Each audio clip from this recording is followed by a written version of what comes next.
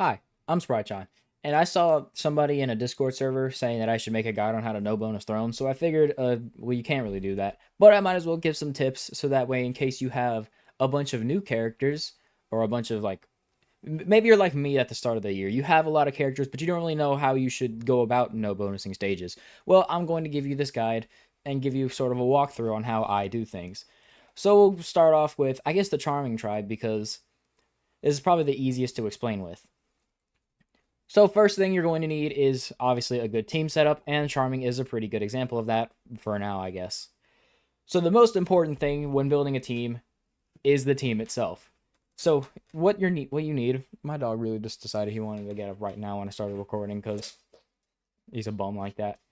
So the most important thing for a character for like an entire team is the amount of HP you have, because if you don't have enough HP to do enough Soultimates, you're just not going to win. Doesn't matter how much damage you do if you can't live. So one of the most important skills is the Unity skill. I wonder if it actually shows up like this. Yep. So characters like Santa Natsuomi is insanely useful because she has Unity and other stuff. And then if we scroll down a little bit, same with Red and White Elzamechia. Then the same with Future Ren over here. We can also go to Triple Z ranks and see we have Unity characters like New Year's Kyra, Arlay, Triple OPC.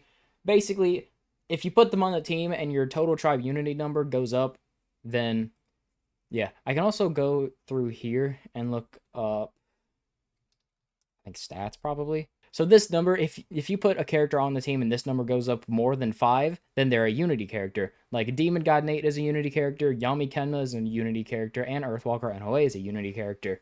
So we bring them, well, this guy because he's an extreme popper, but these two because they provide more stats, which means more HP and more damage. The watch is also incredibly important because it's basically just like a whole Unity bonus. For example, this watch gives a 20% attack and HP buff to the entire team, that is as long as they're brave, which basically equates to an extra 20% to this. So all of their stats normally, you can just add them together and then add this number, and then that's the stats you'll get. So Unity skills are really important. So now that we have some Unity characters, we'll just go ahead and start building a team, and we might as well build Eerie. Eerie is the best example of this. So, yeah. So Unity character is very simple for Eerie. We have Hellarachnis, a UZ Unity character, as long as you have the right skill. And then over here, we have Taicho Ray. Right here. He is also a Unity character and was Limit Break tenable, meaning he gets more stats because he can get more Limit Breaks. He also fills another niche that we probably want, Fast Fever. So when we go to this team, you'll see that we have this little fever bar right here, and it needs a total of 30 fever charge in order to get into fever time. If you don't have any fast fever characters, that means you need to link a combination of 30 characters. However, a fast fever character, such as Haibara or Shuka, are going to increase that by 2.4 times. So if I were to link every single one of these, so that's 3, 4, 5, 6, 7, 8, linking 8 of those instead of giving 8 fever charge, it will give 2.4 times that, which is like probably 20 or something, I don't know. So as you can see, we get a big link of all of these Haibaras, and then we link it, and we get a huge buff to the fever gauge. And then we just do the same thing with Shuka, and we're in fever time. Way quicker than tribes like Shady was before we had access to characters like Suisei, who also provides a fast fever, which is why she was so good and why Shady was so bad before she came out. So now that we have hopefully a fast fever and some Unity characters, we're going to build the next part, which is our extreme popper. If you've seen my damage calculations video, you'll know that extreme poppers are incredibly useful. So we'll go here. We'll go to a damage guide, which is this. Where is it? Is this one right here. So if we go to the start of this, you'll see that we have, I'll just go in here. We have a bunch of rounds where we'd have some different multipliers. And we will have the G Soultimate without multipliers. You know, a bunch of stuff like that. Skip forward so I can get here. So we have no multipliers. In fever time is around a 9.8% increase, which is why fast fever is so important, because we can get basically just a free 10% increase. Then we can get a combo with the extreme popper for Eerie. That would be Hosho Marine, because she's the best one. The reason that being that is because you want your extreme popper to go first before everybody else. As long as they have like pre-fill or fever fill or even link big, that means that you can get their Soultimate up super easily, meaning you can get the high combos, which gives you the benefits of bringing an extreme popper. And then we have the super fever right here. If I just skip forward a little bit here, you'll see that the super fever damage compared to the combo damage is not very similar. However, you can get massive damage when you get a super fever and a combo of 114 and a like high combo with an extreme popper. So the super fever, what is that? That is another name for the fever extender, such as Future Ren right here, Santa Natsuyomi, or for Erie's case, Jingi. Jingi is an all popper fever extender that also has fever fill, meaning that you can get his Soultimate up really easily after your extreme popper, and they do really hard, like they do high amounts of damage. And the benefit of his Soultimate type is it extends the fever time by like 2 seconds if you get it at the start, but it also increases everybody's damage as long as they're not like a fever extender. You can get like a 50% damage increase from their Soultimate just using it outside of fever time. And if you combine both a super fever and the high combo, you get around a 128% damage increase compared to just not doing it at all, which is why you need to bring both a fever extender and an extreme popper when you're building a team, because it just makes everybody else do so much more damage, which is why you characters like I don't know, we'll just say, it's why the Mysterious team is so good, because they just hit so hard. They win in like 6 Soultimates. It's insane. So what else do we need to bring on the team? We have our extreme popper, we have our fever extender, and we have some unity characters, and luckily we also have a fast fever character in the form of Taicho Ray right here. So we have a 5th slot that we can use. So what should we use it for? Well, if we go to, I should have brought this up earlier. I didn't really think this through. When I did this, I just kind of started recording. So we have the Soultimates and Skills tier list. We'll go to the end of it. Here are the skills that are super duper good. And as you can see, Unity is just good no matter the kit, which is why we have Hell Arachnus on the team. Because despite his kit being very mediocre, like without the Unity, because he's a Soultimate filler but doesn't have a skill to get his Soultimate up very easily, the Unity he provides just brings so much more stats that we just bring him anyways. And then we'll look here. Critical hits, if you're bringing Mysterious, you can run them. Start arranged for tribes like Heartful right here, which is what Summer Setsuna right here does. Basically just allows us to get into fever time before this countdown even like finishes, which means that we have all of our HP to deal with counters instead of one pathetic little normal attack. That's why Heartful's so good. That's why Mysterious is now super good. Well, one of the reasons Mysterious is so good. And why Enma is also really good, because they have another form of this with the Boso Enma stun. If we go here, look up Bozo. I know I can do this. Boso Enma. This is Festival Boso Enma. He was Limit Break Tenable.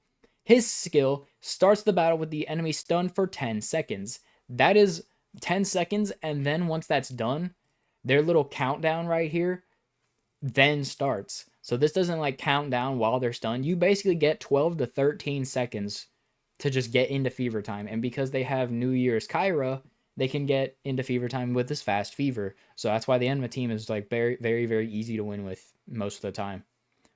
So anyways, because most tribes don't have this, and they don't have crits or start arranged or an aqua fever power, what other skills can we use? Well, skills like Guard and Revive are insanely useful to have. A good example of a Guard character, I think, I know there is somewhere, and we might as well talk about the Revive. This is Izana. He is a Revive character that also has Drop Big and Inflate 4. This Inflate 4 is a super useful Soultimate type, as it will let us get multiple Jingi Soultimates, and since he is a Limit Break Tenable Fever Extender, he hits harder than everyone else on the team. So we can bring Izana, not only for a Revive, which, if you don't know what Revive does, I don't know why you're playing this game, I don't know why you're trying to watch this video. We can actually use this video as a nice little guard demonstration. So as you see right here, we have 2,000 HP left, and we use another Soultimate, and then we'll have still 2,000 HP. Now, if you'll notice right now, we have less than 2,000 HP. We have 865. That is because Fubuki right here has the Revive skill. And if you want to see when it procs, we use this Soultimate, then we use another Shuka Soultimate, and then the normal hit after we use this Soultimate to get us to this amount of HP. We get hit with her normal, which triggers this Revive and gives Fubuki her Soultimate. We really just bring Izana for the Inflate 4, honestly. The Revive isn't really too necessary for Eri, but it's nice to have. And support in order to spam our Fever Extender is insanely useful. It's why I didn't really think Tough used to be that crazy before they got, like, buffed all the way back, because they, like, sure, they hit hard, but they weren't spammable. So you kind of just had to rely on unrealistic Fever looping strats in order to win, which is why I didn't really like them too much. And then Jupiter Death came out, and then he did 300,000 damage in one Soultimate, like, very easily. That's why he's so good. Once I level him up, I'll show it off, because I still need to make that video, but I'll probably do that after I make the Maximus K video, because I feel like that'd be pretty funny. So we have the team of Hellarachnis, Jingi, Marine, Izana, and Taicho Ray right here. So we have two Unity characters with Arachnis and Taicho Ray. We have the Fast Fever that Taicho Ray provides, thankfully. We have Jingi as our Fever Extender, Marine as our EX Popper, and then Ray as a support character as well as a Revive. So if we go to Heartful right here, what do? Well, here's our Extreme Popper. You would preferably want to use Baby Doll U, wherever she is. Doll U right here. She's an Extreme Popper. She also has this, which gets other Sultanates up nice, which is pretty useful. We have our Fever Extender right here, and then these three are also Unity characters. That's kind of the whole reason she's here. Noelle also provides a second Fast Fever, same with Setsuna, and she also has the starter range skill. And because they hit so hard, they don't even need a Revive, so we don't need to waste one of these slots in order to bring somebody like Fighter Ren right here with his Revive. Like, they don't even need it. And now we don't even need Noelle, because we can bring this character with a 25% attack buff. It's to herself, apparently. I'm fairly certain it's for the team. If we go up here to wherever Aqua is. Yeah, it's a higher attack buff than Aqua. But this is a party buff. I'm fairly certain. I'm 99% certain this is a party buff. I'm 100% certain it's a party buff. Also, the heal is pretty useful. Kinda. Not really. Not really for optimal Heartful, because there's no HP to heal. But whatever. We'll skip forward a little bit. Then we'll go to Eri. And as you can see, we have the Eri team right here. We have our EX Popper, Fever Extender, Unity characters. This guy also has Revive. And we have a support and Revive character. Now let's talk about what you actually do when you get into the fight. You have the team. Do you have the skill, though? So once the fight loads in, the board looks like this. Ideally, you want more Taicho Rays than I got right here, and you want them clumped closer together, meaning that you can get like into Fever time without taking potentially a second hit. So once we link up Puni, we just kind of try to arrange the board to get a ton of Taicho Rays, and as you'll see here, I get hit twice. Ideally, you only want to get hit once, which I'm fairly certain I did with the Charming Tribe. I think, probably. Yeah, I think I only got hit once. I didn't even play the video. I'm stupid. So they have two Fast Fevers, granted. But still, we just link until we can get into Fever time.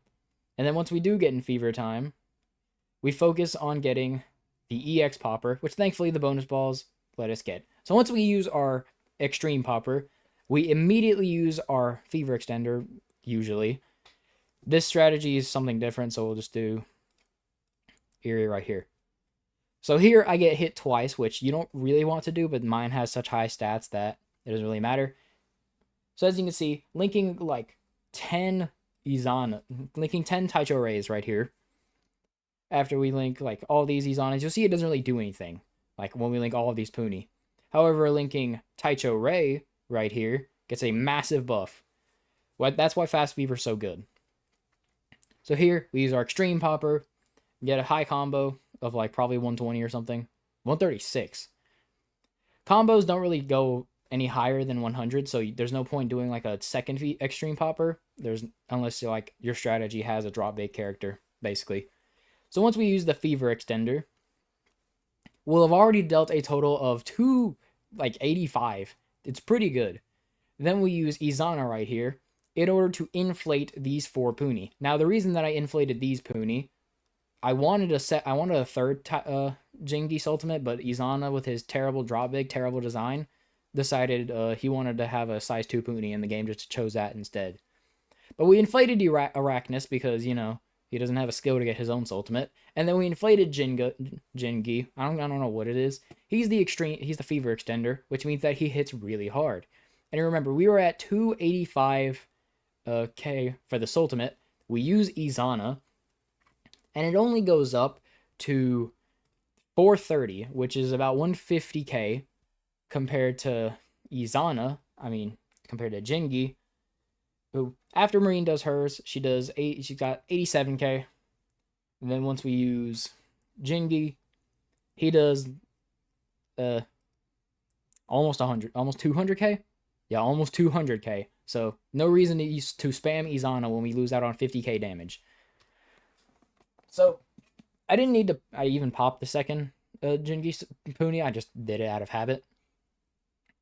But once we do this, I use these bonus balls in order to get another Jingi's Ultimate, because thankfully he has Afterfill, meaning that I can use this large Puni and get a nice Jingi's Ultimate. So here, I use my Extreme Popper just to deal with these damage balls and get another Soultimate and get all these Puni back on the board. Then I use Taicho Ray because I know that my Revive hasn't activated, and once we activate it, we did 1.3 million damage. Granted, my Arachnus is LB10, however, my Izana is LB0, so that it doesn't really balance it out, but it's fine. So as you can see, even though I got hit twice, I still could do enough damage in order to win without having to use an extra Soultimate after the Revive. Revive is so good because no matter what your HP is, you'll always be able to get one extra Soultimate. So let's say I didn't kill right here, but the boss had like 10,000 HP. I could use Izana's Soultimate to finish her off after like using this, because as long as you kill the boss before, if you kill the boss with the Soultimate, you won't get countered, because then you'll do like a draw, and then that doesn't really work in this game. Heartful, no point really showing you because it's 3 Nyanbo exclusives. And then we have Mysterious right here. This isn't really the best Mysterious team because, well, I don't have the start arranged beachside Natsuyomi, and I don't really think Blue Sky Helmet Suzaku is a great Extreme Popper. The reason he's here is because he has that critical hit ability, meaning that there's like a 40% chance or something for the entire team to do 1.5 times damage on whatever they do that's over like 3,000 damage. So here, Aqua is our only Fast Fever character, so I just kind of link a bunch of these other Puni. And as you can see, once we get into Fever time, we get the nice heal because of our Fever Power skill. It only buffs above her, like the little attack animation thing. It only goes above her, but everybody else's damage is like way higher when we do this, so I'm 99% certain that her and Agaha are team buffs with the Fever Power skill. So because Blue Sky Helmet Suzaku has critical hits and guard as his ability, same thing with Kirachara over here, meaning that whenever we take like a counter that would do 2,000 damage, there's a chance for it to only deal like 200, which is very nice, very useful, and can actually do more than Revive sometimes, depending on the luck. People don't like it because it's chance, but when it works, it's really useful. Like, you don't want to rely on it, But then critical hits, I don't like relying on like as much because at least with guards, well, no, they're both kind of the same, but crits are kind of like more cheaty. They're more cheaty, honestly. And I don't like crits because you have to bring this bum of a character who's like, he's good. If you just look at him in a vacuum, he's an extreme popper, which means he gets his high combos and he has guard and critical hits. But because, I want an extreme popper that's easy to get the Soultimate of, such as like, Doll Princess Yu or Ichika or Marine, because they have pre-fill. He's not good as an extreme popper, but he can still fill that role. Which is why I'm having to do a double fever strategy right here, which isn't really optimal, and I kind of messed it up a lot, but Mysterious is so good it doesn't even matter. So once we get in fever time, we use my extreme popper, get big damage, big damage, crazy, crazy, crazy. Then we use Aqua right here. And as you can tell, also, by the way, the reason that I'm fairly certain that this fever power buff is for the party, he's a double Z rank doing 80k. Meanwhile, what are we at? 433. Meanwhile, the UZ rank Marine did 86k. So they almost did the same amount of damage, and Blue Sky Helmet Suzaku is a whole 2 ranks lower. So that's why I'm fairly certain, this is a party buff. Which is also why she's so good. Then, as you can see, I'm fairly certain we even got a critical hit too. So, yeah. So 80k. Then we use this, get a critical hit. You can tell because of this little this. This right here signifies that we got the critical hit, which means we deal 1.5 times the damage, which equates to 560,000. Yeah, pretty insane. Pretty insane amounts of damage. This is 2 Soultimates, by the way.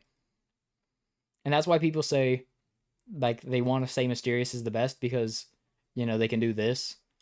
Then we do a 3rd Soultimate, and we get 800k. Yeah, pretty insane. Then once we do this, do another Fever Extend. The Fever Extend itself doesn't stack, but she still does so much damage that we just want to spam her, usually exclusively.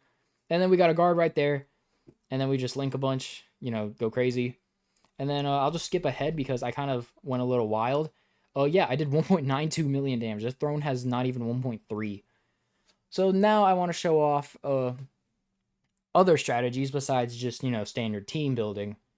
One of the easiest ways I can show you this is this Gate of Whimsy event. Right here with... oh, yeah, I did it earlier in the video. Forgot. So this right here is... if I can get it. Okay. This is what's known as a fever looping strategy. Basically, this guy right here is Gunshin. If we go here, look up Gunshin, right here. He has fast fever, but also has easy link, meaning if there's 13 of his Puni just on the board in general, we'll be able to get into fever time. So what we do is loop fever time over and over again in order to constantly just stop the enemy from being able to attack us. Because when they're in the, attack animation, they are unable to hit us. And as you can see, even though, we're just looping fever time over and over again, that countdown was still counting down. But once the attack animation starts, he's just kind of unable to move. He's literally stuck here, like unable to attack us besides counters. So the reason that we have these other characters here, she's here because she has a defense bonus against the guy, which means that I don't have to worry about counters as much. She's here because Unity means more HP to deal with. And Cataline is here because she has the Appear Less skill. A good example of an Appear Less character, I guess, would be... friggin... what's her face? Lapless Darkness, right here. She has Appear Less or a reduced appearance, which means she's less likely to appear on the board, meaning everybody else is more likely to appear. And then we have Aqua here because every time we enter Fever Time, I heal 700 HP. Obviously, I want to do this. So, Oh yeah, I like my own stuff, because if you don't like your own stuff, who does? So the reason that I'm doing this over and over again is because I don't want to have to use any sort of energy meds. And because I know I can just keep looping fever time over and over again, we'll constantly chip away at the HP. And this takes like 30 minutes or something, probably. Not maybe even like 15. And as you can see, we just sort of loop, keep the enemy unable to deal with us, and then boom. But wait a second, you'll notice there's no damage balls. But then once we start the fight, you'll notice there are damage balls. So what's that all about? Well, basically, only a certain amount of damage balls can fall. I'm fairly certain. Yeah, only a certain amount of damage balls can fall throughout the fight. And I think are we already done with them? Yeah, we're already done with them. So I don't know if it's a certain amount of time or a certain amount of balls falling specifically. But once one of those things happen, either like 6 minutes pass or you pop like 100 damage balls, they'll just stop falling, meaning that you can solely focus on looping fever time instead of popping these damage balls. The easiest way to pop the damage balls is using an extreme popper or popping a size like 6 or larger Puni next to it. And there's a weird strategy you can do. Maybe it's... No, it's not in here. I just brought this up because these are not throne stages. I normally focus on throne stages, but here we have a different stage. Basically, because of the purification, we get a huge attack buff, and then once we get into fever time, Aqua's going to do a whopping huge amount of damage. Then we just use an extreme popper right afterwards, because the Soultimate drain, and we did 1.4 million in 2 Soultimates. Yeah, it's kind of just the experimentation with these stages. Really just a case-by-case scenario. But I don't focus on them because I don't like them. So once we just loop over and over again, we'll be able to constantly heal our way back up to full HP, then use Soultimates in order to chip away HP, and rinse and repeat until the boss is dead. A good example of this is going to be Ryu Senenki. Right here. He's a triple Z rank with Appear More and Fast Fever, meaning that we can actually get away with using, like, essentially using Appear less characters without actually having any. So Brave is, like, in my opinion, the best team in the game, because if we want to, we can bring this guy, we can bring Yami Kenma right here for Unity and more stats. We can bring Demon God Nate right here for Unity and an Extreme Popper. We can bring Megumin because she's an insane character. And then we can either bring Ichika, wherever she is, for Fever Extend huge damage buffs. Basically, with the Brave team, you use this guy. Or no, you use Megumin's Soultimate. I can actually just pull up a video on it because, you know, Brave is insane. We'll go to this one because we could use every tribe here. Yeah, I did Heartful first because that's what I used to no bonus. Then I did Mysterious because they were pretty easy. And then we did Brave. So I don't actually use Ryusen and Senenki here. But basically, the strategy is to get Megumin's Soultimate. You don't need to bring like any other, like some sort of other character to get her Soultimate up. It's not very difficult. And then because Itsuki is a fast fever, we just sort of make sure there's a ton of her Puni on the screen. And then we just get into a second fever time. Use our Extreme Popper as fast as we can. Then we'll use G Soultimate for Itsuki Soultimate. And once we get this, we'll have a nice fever extend. We'll pop these. I just used Yami Kenma just to make sure that we'll kill big damage and to pop those damage balls. And as you can see, we have 489,000 damage, 490,000 damage, you know. Pretty nice. 500,000 basically. Use Megumin, and yeah. She did basically 900,000 damage by herself. Yeah. And we had 1 HP, so I didn't even trigger the revive. So I could do a Yunyun Soultimate, probably get one of these, and then potentially do another Ichika Soultimate. Itsuki, whatever her name is. I haven't used Brave in so long because they just don't let them in anymore, and it's so sad. But they let Mysterious in, so yeah. I guess that's fine. So as you know, Megumin's insane. But if you wanted to, you could just loop Fever Time over and over and exclusively spam her damage, which is like she does like at least 500,000 damage with a combo. With Fever Extended, it's like 900,000. So that's why she's so insane. I'll show it more off when I do the Maximus K friggin' showcase video, where I'll use his attack buff to buff up Megumin for the price of 1 counter. So yeah, pretty insane. Fever loops are insane. Megumin is insane. Even the second worst tribe in the game being friggin' Eerie, they can still do stuff like this. They can even do these things pretty easily. This is his regular Soultimate, not even his G Soultimate. And he does an insane amount of damage. And then we use her. The reason that we use the Fever Extender before the EX Popper right here is because of the Soultimate Drain. If I use the EX Popper, I won't have my Fever Extender. And before the Soultimate Drain happens, there's a little animation where you can still use a Soultimate before it gets drained. So we use the Fever Extender to get a big buff of damage, and then we use the EX Popper, and then we do 1 million damage. Yeah. So hopefully you've learned something. Hopefully you figured out team building a little bit better. Maybe. I don't know, probably not. But hopefully you've learned some little tricks about the damage balls. You've learned some tricks about purification stages. Learned that Megumin is insane. And yeah. Maybe you'll be able to finally know bonus stages now that you actually know what to do, because, you know, nobody tells you how to do these things. Really, they're just like, oh, you don't have these characters, you can't do it. And then if you have the characters, like, oh yeah, you can do it, but you don't know what to do.